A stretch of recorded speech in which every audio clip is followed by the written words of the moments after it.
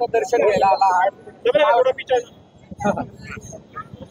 आपल्या नाशिक जिल्ह्याच्या पवित्र त्र्यंबकेश्वर नगरीमधून संत श्रेष्ठ निवृत्तीनाथ महाराजांची पालखी आज त्याचं प्रस्थान झालेलं आहे।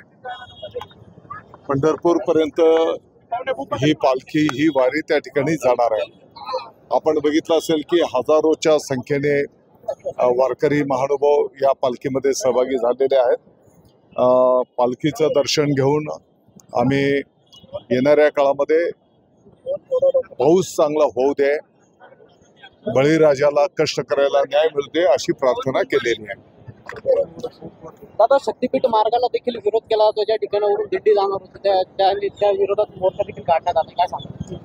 हॅलो, शक्तीपीठाचं महत्त्व त्या भागातल्या शेतकरी बांधवांच्या पर्यंत पोहोचवण्याचा आम्ही प्रयत्न करणार आहोत आणि त्या भागातील शेतकऱ्यांच्या ज्या काही अडीअडचणी असतील त्यांचं म्हणणं ऐकून घेऊन त्यांच्या समाधान केल्याशिवाय पुढे मार्गक्रमण होणार नाही असा शब्द शेतकऱ्यांना दिलेला आहे। दादा, पैसे नको, सुविधा हवी असे अनेक वारकऱ्यांचं म्हणणं आहे।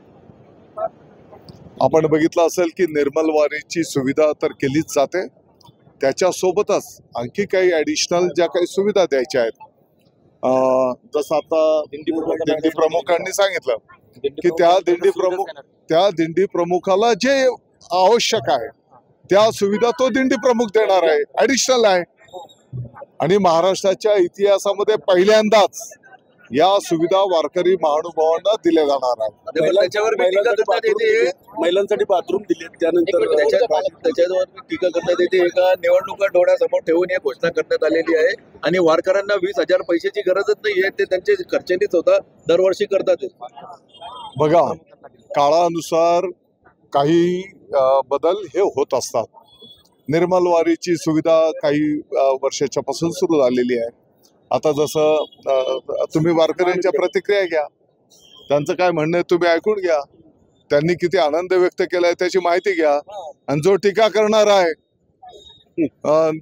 तो काय निवडणुका पाहून, तो पण निवडणुका पाहूनच टीका करतो आहे केलेली आहे। दादा, वारकऱ्यांनी आपलं मत मांडलंय आमच्या समोर, आम्ही वारकऱ्यांची बाईट घेतली। मग हे वारकरी हे कोण आहेत? हे कोण आहेत? आता एवढे वारकरी प्रत्येकाचं मत वेगवेगळं राहणार ना मग।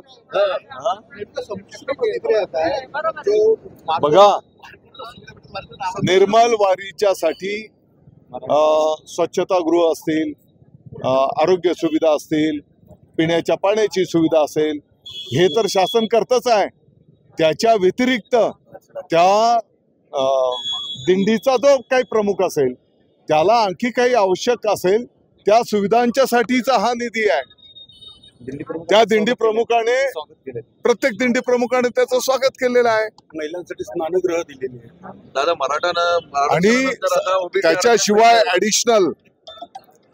ॲडिशनल 5 लाखापर्यंतचा विमा त्या प्रत्येक वारकऱ्याचा सरकारने काढलेला आहे।